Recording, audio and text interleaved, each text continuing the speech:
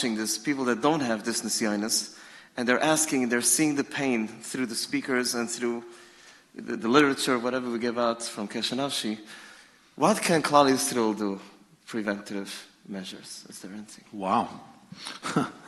You still have koach? That's the question, right? The question of all questions.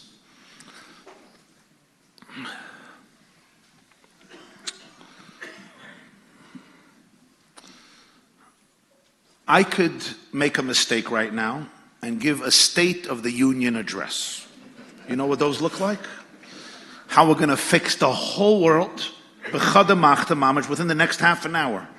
We're going to repair the entire universe, change every yeshiva, school, daycare center, Talmud Torah cheder, every home, every community, every shul. Every teacher, every rebbe, every mechanech, every rebbe, every rosh yeshiva, every mashpia, every mechanech and mechanechas, because they're all tuning into the video right now as I speak.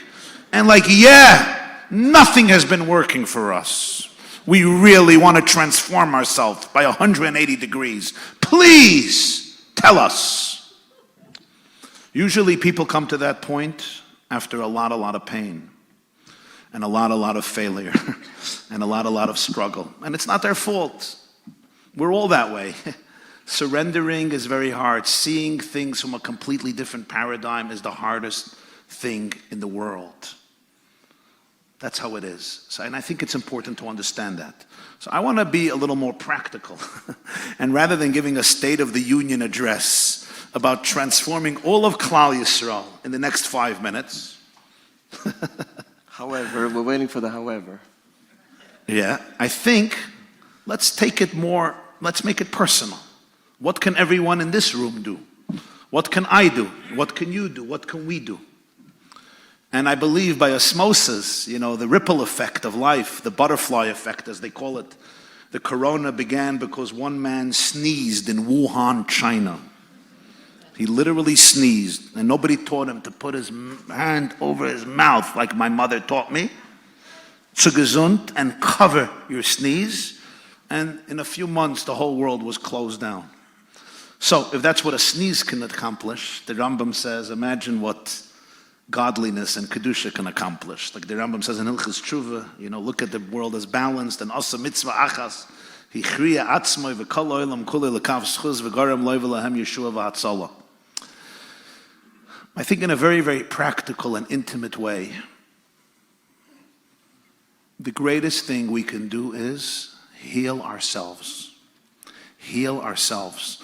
I know this doesn't sound romantic, I'm sorry. It doesn't sound dramatic. It's like you want to hear, let's nuke all the schools. Like let's hire Iran. Let's hire Iran. That's what you want to hear. Achzarim rishoyim minuvolim mishukotzim mituovim yenem enalet gait brennen in gehenem bis nuchtchias amaisim. Right? Them and that menahel in this. Nuke them all in this. I'm just joking, Khalil, I don't mean that literally, but you get my point. It's much more powerful if we're empowered. What I could do. I don't have control. I have control over one person. Barely over him. It's called me.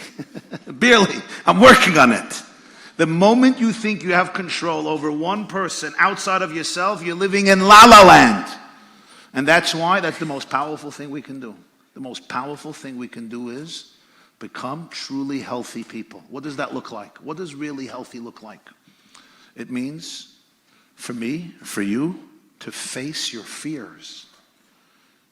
To face your fears. I know in my life, there is a certain cliff that I never went down into. And I've recently discovered, I'm not going to elaborate on this because this is not my personal therapy session, but I've recently discovered that much of my survival instinct is to look away from that cliff and to build a life denying that that cliff and abyss exists. And I did it very well until spaghetti hit the fan. Or as my wise wife says, it works until it doesn't. Or in this case, it works until one of your kids says, Tati, ubahagia ter naira v'naira lova el hamelech. So the Balatanya writes in one of his Maimorim in Torah Purim, every Jew is called a naira. We're all Hashem's spouse, a naira. And everyone has their turn that the Rebbeinu Shalom says it's time for you to show up. And the Baal Shem Tov says something incredible in Ir HaMeir. Reb Wolf writes from the Baal Shem Tov. Why did Vashti die? Because she didn't want to show up. Why didn't she want to show up? Because Achashverosh wanted she should come without clothes. So the Baal Shem Tov says as follows. When Hashem, Achashverosh is a metaphor for Hashem always in the Medrash.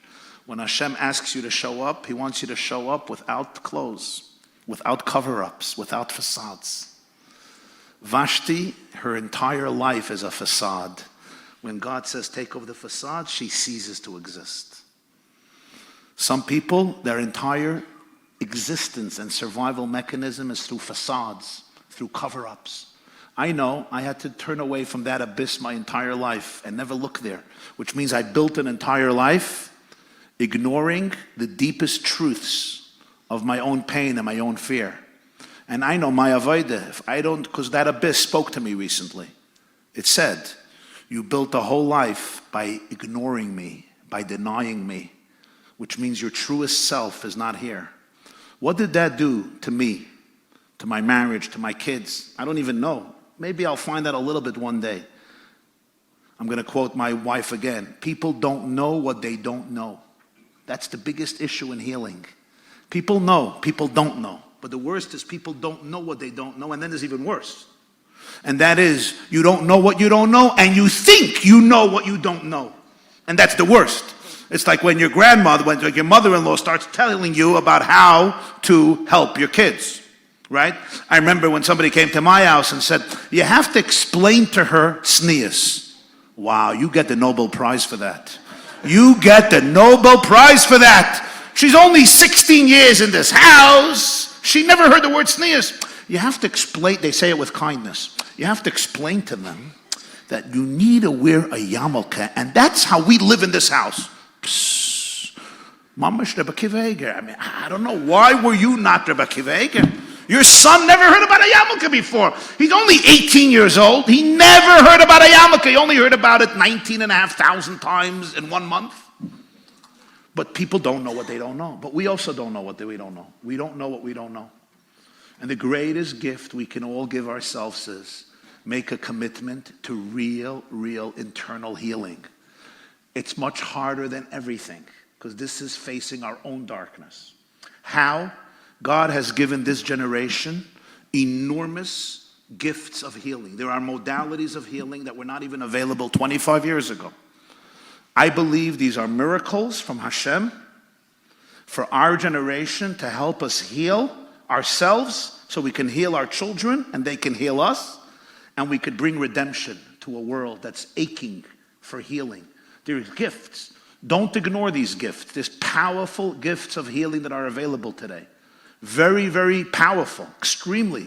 You have to deal with a good support system, people who are responsible, people who will help you. But even those of us who suffered complex developmental trauma, there are enormous gifts that were not available in a previous generation, at least that many of us did not know about.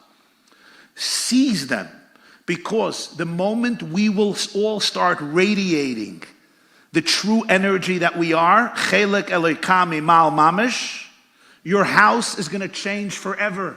You know why? Because you're going to change forever. Your kitchen, your dining room, your bedroom, your marriage, your intimacy, your Shabbos tables, your dinners, your conversations will never be the same. Your kids will get it like this. Your kids will get it like this. You know, one of the biggest problems in all of our conventions is we have given up on ourselves and we're busy with our kids. And I'm like, that's not true. Nothing happens with our kids. It happens with you. Bishvili nivra olam. You want your kids to be healthy? Become healthy. Stop running to your kids. Your kids, I hate to say this, can be the biggest distraction from authenticity. And it's all in the name of love. I need to deal with my trauma. You got to deal with your trauma. We could.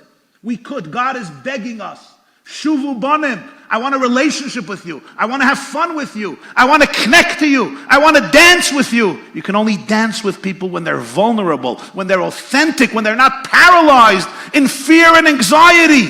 And we are. Much of our Judaism is a response to fear, anxiety, more anxiety. B'dikas chametz, don't get me going with b'dikas chametz. I'm traumatized by the words. Manishtana, whatever. I'm holding by Chad Gadya always. Do you like my Seder? I'm by Chad Gadya. I'm done. Chad Gadya, we're good. Give me the goat and let's go. Let's go. Right?